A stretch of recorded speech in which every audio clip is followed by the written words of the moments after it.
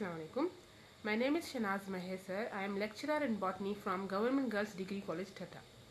Today I am explaining you chapter number 5, Growth and Development, second year botany. Now, what is growth? A permanent, irreversible increase in size, weight, shape of an organism is called growth. किसी भी organism में, चाहे वो plant हो चाहे वो animal हो, irreversible increase हो जाए उसकी size में, weight में, तो उसे हम कहते हैं growth. Development, progressive change through which an fertilized egg passes it before it assumes an adult form. किसी भी और फर्टिलाइज एग में क्या प्रोसेस होते हैं, प्रोग्रेसिव चेंजेस कौन कौन सी होती हैं उसमें अडल्ट बनने से पहले, उसे हम क्या कहते हैं? Development. Growth and development in plant. Plant को कैटेगराइज किया गया है लोअर प्लांट और हायर प्लांट में. Lower plant, entire plant body में भी capable of growth. Lower plant में पूरी प्लांट बॉडी ग्रोथ कर सकती है. इन हायर प्लांट, लेकिन हायर प्लांट में growth is confined to certain regions.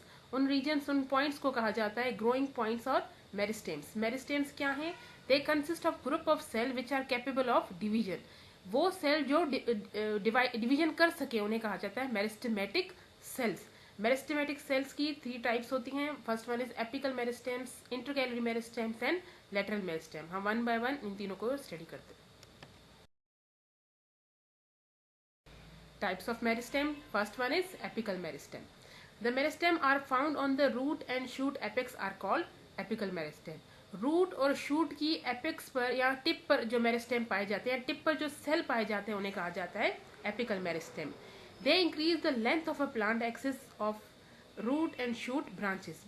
Root और शूट या प्लांट की जो लेंथ होती है वो एपिकल मेरिस्टेम की वजह से इंक्रीज होती है. They are responsible for primary growth in plant. Apical meristem में प्राइमरी ग्रोथ होती है.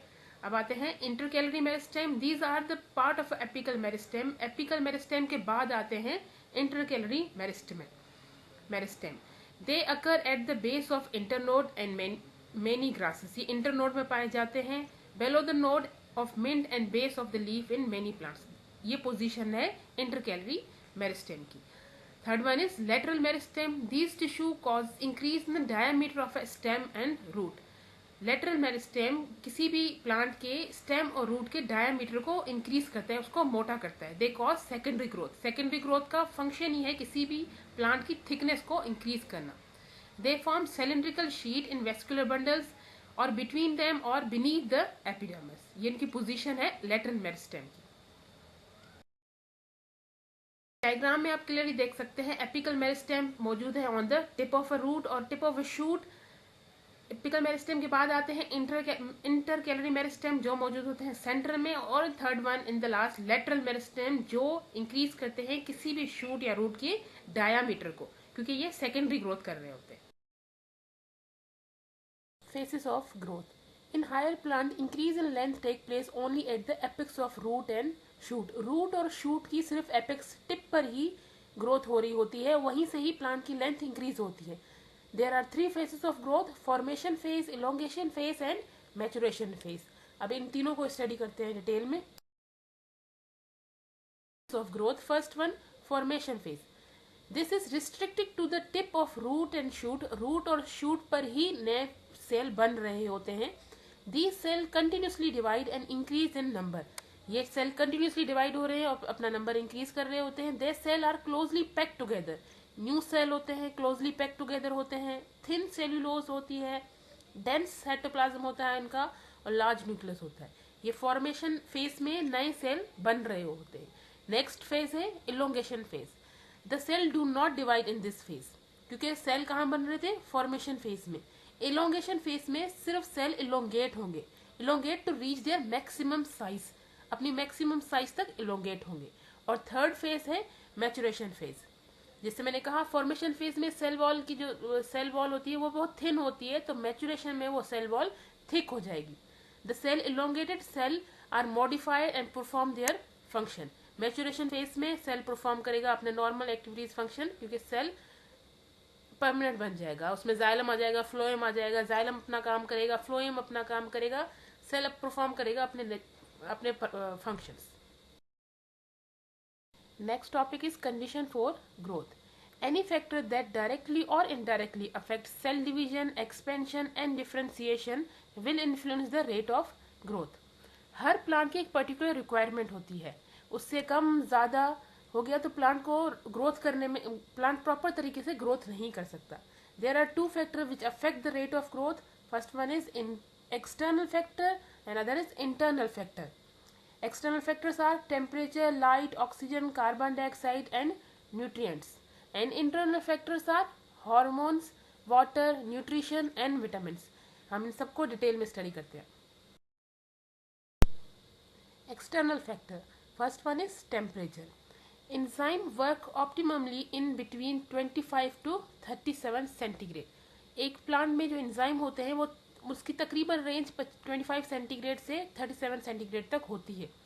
नॉर्मली रेट ऑफ ग्रोथ जो है इंक्रीज हो जाता है by the increase of temperature. जैसे जैसे टेम्परेचर इंक्रीज होगा तो नॉर्मली रेट ऑफ ग्रोथ भी प्लांट की इंक्रीज हो जाएगी. लेकिन at high temperature rate of growth stop. Plant की रेट ऑफ ग्रोथ स्टॉप हो जाती है. लेकिन अगर वही टेम्परेचर कंटिन्यू रहा तो प्लांट में die. Second one is light. Light also play a very important role in the growth of plant. Light is required for photosynthesis. Photosynthesis के function के लिए भी light की ज़रूरत होती है plant को. High intensity of light destroy the chlorophyll. अगर light की intensity ज़्यादा होगी तो chlorophyll destroy हो जाएंगे. जैसे कि आप पिक्चर में देख सकते हैं, जो येलो कलर है वो हाई इंटेंसिटी की वजह से क्लोरोफिल डिस्ट्रॉय हो जाएगा तो ग्रीन कलर कन्वर्ट हो जाएगा येलो कलर में. इसे कहा जाता है chlorosis. Light affect the rate of growth in following veg. ये कुछ तरीके हैं जिससे लाइट अफेक्ट करती है एक प्लांट की ग्रोथ को. Increase the intensity of light, increase the cell division. जैसे ही लाइट की इंटेंसिटी ज्यादा हो जाएगी तो सेल डिवीजन का प्रोसेस भी थोड़ा सा तेज होने लगेगा. Red light favour elongation of cell. Red light ज्यादा होगी तो सेल इलोंगेट होगा. Blue light enhance the cell division. अगर ब्लू लाइट ज्यादा होगी तो सेल डिवीजन का प्रोसेस ज्यादा जल्दी होता है. But retard the cell enlargement. Cell divide तो होगा लेकिन सेल इनलार्जमेंट का प्रोसेस रिटार्ड हो जाएगा, स्लो हो जाएगा. Ultraviolet light destroy the protoplasm and retard the growth. अगर अल्ट्रावायलेट लाइट अफेक्ट डाली जाएगी किसी प्लांट पर तो प्लांट की ग्रोथ अफेक्ट हो जाएगी. Third one is oxygen. For successful growth, regular supply of oxygen is required. Oxygen can affect the growth of root very badly, as you can see in this picture. Oxygen is required for respiration. Without oxygen, no metabolic activities is possible. Fourth one is carbon dioxide. Carbon dioxide is necessary for photosynthesis and food production. Carbon dioxide plant के लिए बहुत ज़्यादा ज़रूरी है, growth के लिए ज़रूरी है, क्योंकि प्लांट अपना खाना बना सकता है by the process of photosynthesis. If the deficiency of carbon dioxide occur, it will affect the growth of plant. Plant की ग्रोथ को अफेक्ट करेगा कार्बन डाइऑक्साइड की deficiency. Fifth one is nutrients. Efficiency and deficiency of different nutrient play an important role in the growth. ना nutrient ज़्यादा चाहिए ना ही nutrient हमें कम चाहिए. Plant growth in nitrogen deficiency soil show stunted growth and development. आप picture में देख सकते हैं, एक दो ऐसे पॉट रखे हैं, एक में नाइट्रोजन की नॉर्मल अमाउंट है, एक में नाइट्रोजन की डेफिशिएंसी है. तो आप देखिए जहां पर नाइट्रोजन की डेफिशिएंसी है वो प्लांट ग्रो नहीं कर रहा, और जहां नॉर्मल अमाउंट ऑफ नाइट्रोजन दिया जा रहा है वहां प्लांट नॉर्मली ग्रो कर रहा है. Other one is internal factor.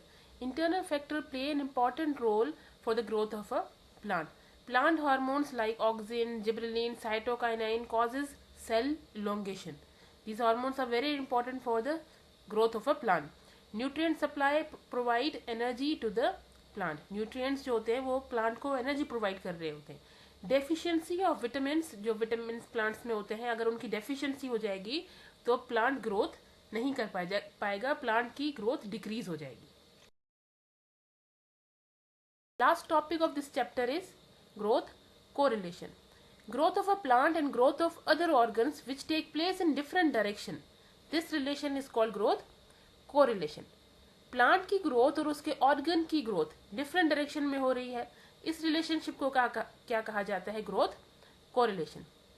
अब हमारे पास एक पिक्चर है, उसमें देखें हमारे पास दो पॉट हैं. In the first pot apical bud grow normally. Apical bud grow कर रही है नॉर्मली, तो लेटरल बड्स आर सप्रेस, जो लेटरल बड है वो सप्रेस हुई में ग्रो नहीं कर रही। लेकिन जैसे ही हम एपिकल बड को रिमूव कर देंगे, when we remove the apical bud, lateral bud will initiate, lateral bud initiate होना शुरू हो जाएंगी। तो apex control the development of lateral bud, apical bud control या एपिक्स कंट्रोल कर रहा होता है लेटरल बड की डेवलपमेंट को। ये है ग्रोथ, इसे एपिकल डोमिनेंस कहा जाता है। ये ग्रोथ कोरिलेशन की बेस्ट एग्जांपल है।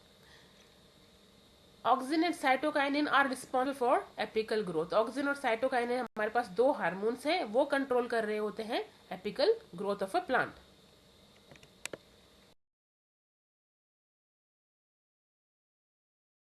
Thank you so much. Chapter हमारा कंप्लीट हो गया।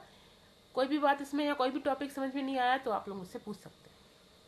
अल्लाह हाफिज।